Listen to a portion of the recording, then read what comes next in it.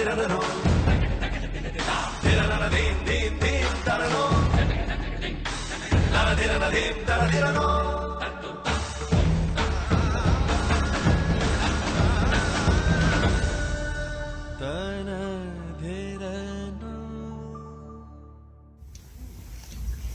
my God, this is awesome.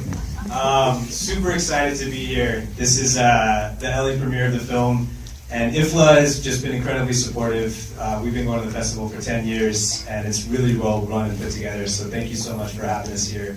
And thanks to SAG also for allowing this film to be possible. It was really, what could have been a really complicated experience of bringing actors from all over the world to India to shoot, they made very easy for us. And to be supported by them at the screening here means a lot. Thank you, Ifla. This is home for me, and it's amazing to show movies here. Thank you, everybody, for showing up on a Sunday afternoon. And thank you, the volunteers. It's really, really incredible and beautiful. Of course, a piece of our heart and our love is what you're going to watch. So, love to catch you after. Enjoy the film. Yeah, my mom is American, my dad is Indian, so I've always been fascinated with stories at the intersection of these two cultures. I used to travel to India a lot, and kind of like a lot of Westerners, the spiritual path or looking, for a deeper meaning from ancient wisdom there brought me to this place, Rishikesh, where the film opens in that city, and it's this really amazing town on the foothills of the Himalayas where it meets the Deccan Plateau, and it's where the Beatles went and they found their Maharishi, and it's been like a yoga capital since then. And it was the arti, or the ceremony at the river at the beginning of the film where everyone's chanting, happens every day there. And I remember seeing this European or American woman dressed in all Indian clothes, and was just fascinated. I was like, what's her story? And I started to hear stories of people on the spiritual path that have gone missing or gotten into trouble, and that sort of spawned this idea of like a noir, or like looking for someone who'd gone missing. Well, as this is a SAG-AFTRA event, I'm curious about casting and actors and how you got involved, and I can start with Ashram too, about like how did, and I'm specifically interested myself in Monsilio and Cal Penn, so I'm wondering how they got involved in the film. Ben told me about this idea, and it was fascinating. A spiritual thriller set in India with English language, and I loved the whole journey of putting it together. Melissa Leo and I were a jury at Zurich 5 years ago, and ever since then we were connected in hoping to find something to work in India, and sent her the script. She absolutely loved it, and she came on board. We went through rounds of casting to find Sam and Hera, and Gal on the other side has been a phenomenal support. I mean, he was on a trip in India, and that's where I met him. He came to office and he's like, I love your movies, I would love to work with you, and that was just the kindest and the most beautiful thing, and it was all heart. And we sent him the script, and he's like, I love it. It's a role that Ben imagined for him, and he's like, I've never played something like that, dreadlocks, and I'd come to do it, and I'd come to India. So it was more like the spirit of independent filmmaking. He joined on board, and Radhika is an absolute rock star, an incredible actor, and on the basis of script again, she came on board. That's how the whole casting happened. But we were really curious on everyone's feedback, and then putting the whole mix together in India. It was great fun. I'm curious, it's so beautiful. I was wondering, where did you shoot? Where did you actually shoot the film? Like, was it and how long were you on set shooting with all your actors? Sure, Griffith Park. There's a place in the Himalayas called Manali that's this really powerful spiritual place. And it's in Hindu mythology where the gods came and created man. And it was a really remote part of, it was one of the only places that had an airport in the mountains. But how long did it take to get there? It was a long journey for people. Our lead actor came from London, and Cal and Melissa came from the U.S. So it was not easy. Like once you got in, there was a 17-hour bus ride or a 2-hour flight, but the flight was only once a day, and they would cancel it due to winds and stuff. So there wasn't a lot of like flexibility. But the region itself is incredible, and we were able to.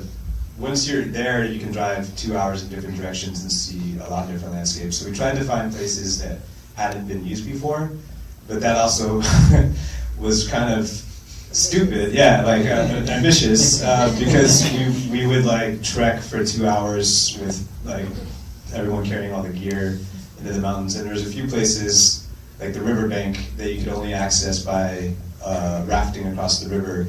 And it was kind of an island that we got stuck on in the middle of a hailstorm that was really scary. And we were shooting on the edge of cliffs. There's that cave location that was literally like a 1,000-foot drop, and I was like, I don't know, is this legal? And he was like, it's India, we can do it. I might be remembering that wrong. But yeah, and then the cave sequences and the beach cliff was this part called Diu. Yeah, 31 days over the course of 50 days because we had to travel to different parts of it. Yes, please, right here. I'm curious, as a deep yogi myself, there are definitely some really deep themes in there. Are you guys deeply in your practice, or people in your team? Do you study a lot? And then talk to the spiritual side of it a little. Yeah, I had been traveling to different ashrams and practicing yoga over the course of the past 15 years in my experiences out there.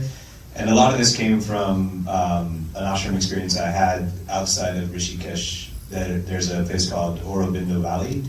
And there's a guru who's kind of like this who took me on a tour and showed me the sort of commune aspect.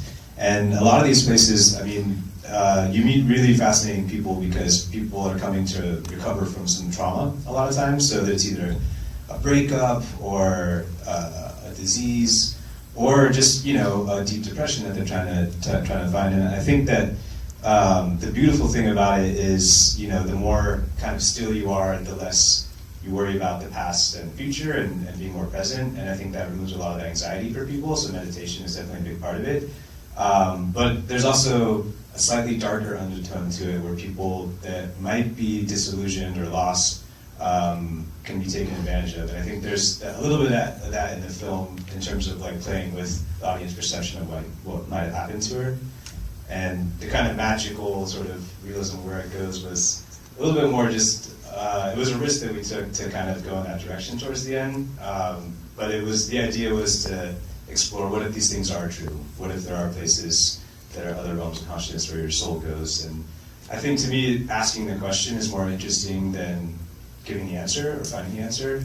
And sometimes it raises more questions. So for me, it's been a journey of thinking about being open to these things. Like, I don't know if these things are true or not, but I don't know if they're also not true. That's a bad answer. Sorry. Yes, please, right here. Such a beautiful film. Are you planning to go for the Oscar in the mainstream? Absolutely. Or like for the foreign film? Thank you. The film's on iTunes, and please spread the word so for people to see it. It won't be for the Oscars, but our upcoming work shortly will follow. Yes, please, right here. Hi, I have a question for Guneet. Specifically, what were the challenges in producing a film like this, which is multicultural, set in India? And I guess a good contrast in your filmography would be something like a Haram Khor, which was set in an Indian village, had a completely Indian cast and crew and telling a very Indian story.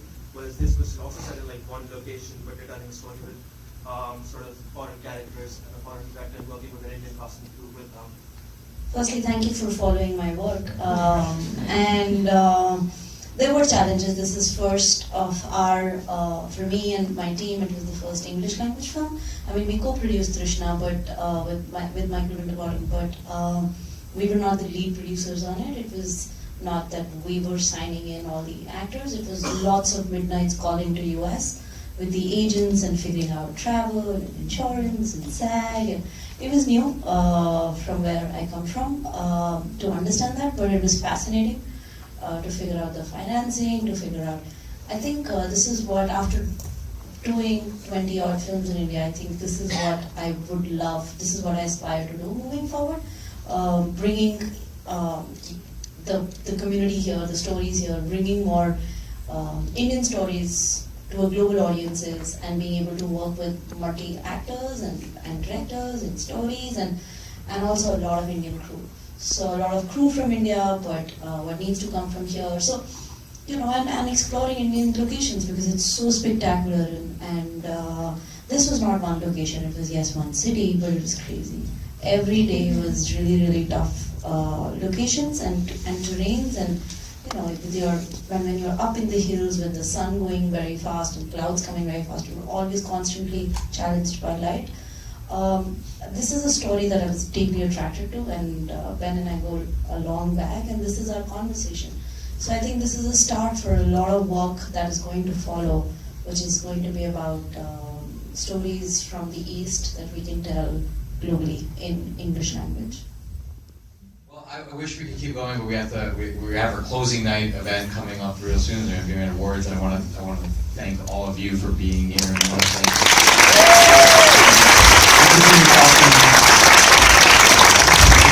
Thank you so much for coming out, you guys. Thank you, It's awesome. guys. It really means a lot.